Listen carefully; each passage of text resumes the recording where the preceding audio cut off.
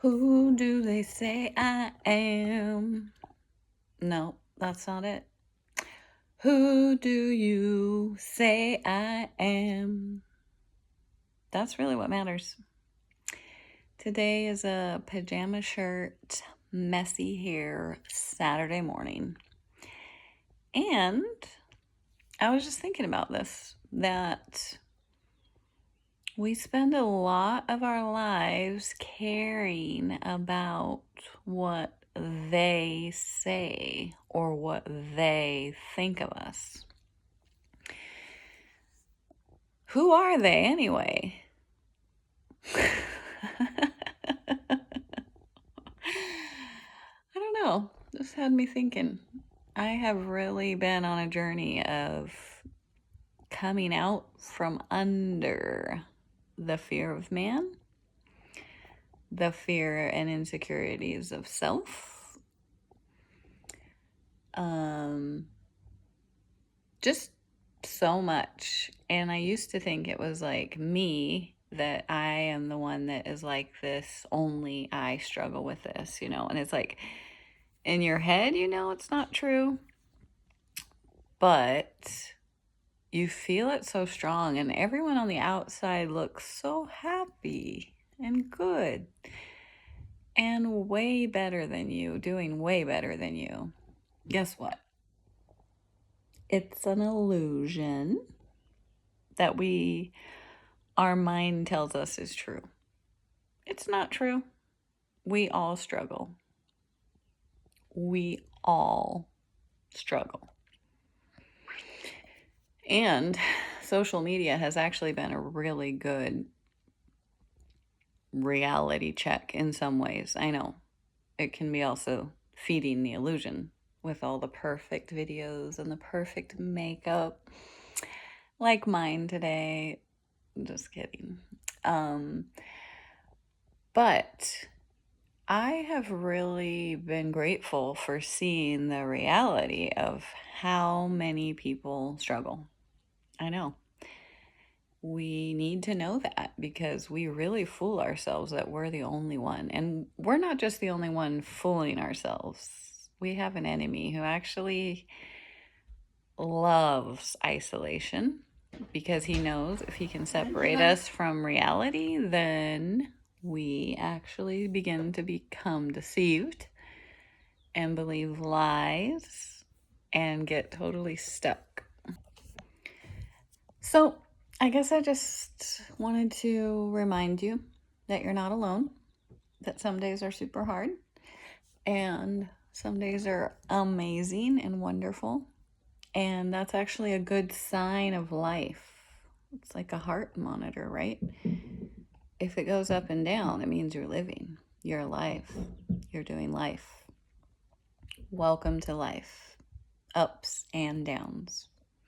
But the really cool thing is, once you realize and embrace that reality, it's not as shocking, traumatizing, life destroying if you just ride the waves.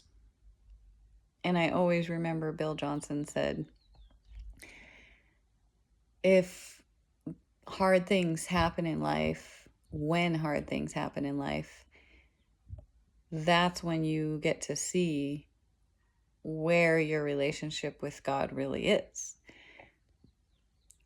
and who you really are. And it's so true, because if we don't face some of those hard things, we don't see those hidden things in our heart, in our lives, that actually need growth. They need to be challenged.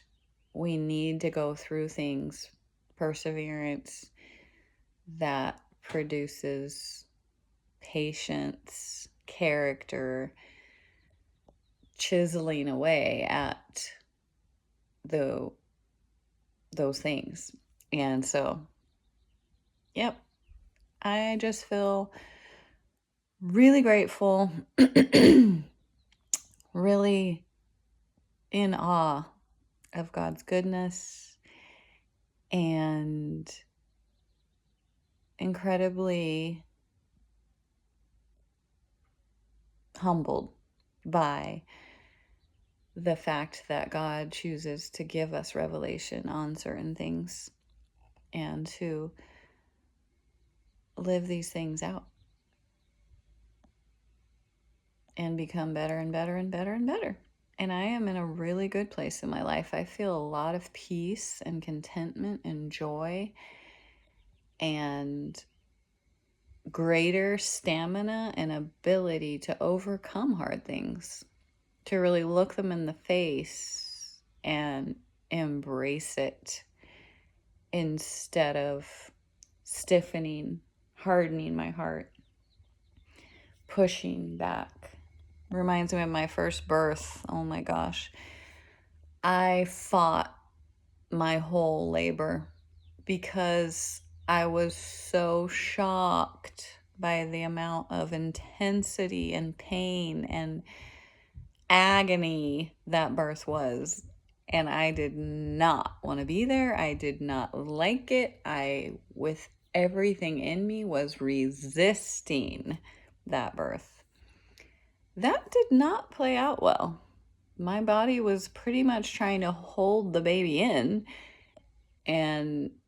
or I should say my body was trying to get the baby out, and I was doing everything possible to hold the baby in, not realizing that I had to embrace this process. I had to let go and relax and trust this horrible, painful process. And that's actually a really good picture of where I was at that time in my life, because that was when I still believed that if you were suffering and things were hard, you were probably doing something wrong, because as Christians, we should not experience suffering. I actually believed that. Yeah, I was wrong. But now I understand the suffering that we're supposed to endure by taking up our cross is not that gross, religious, I'm just suffering for Jesus.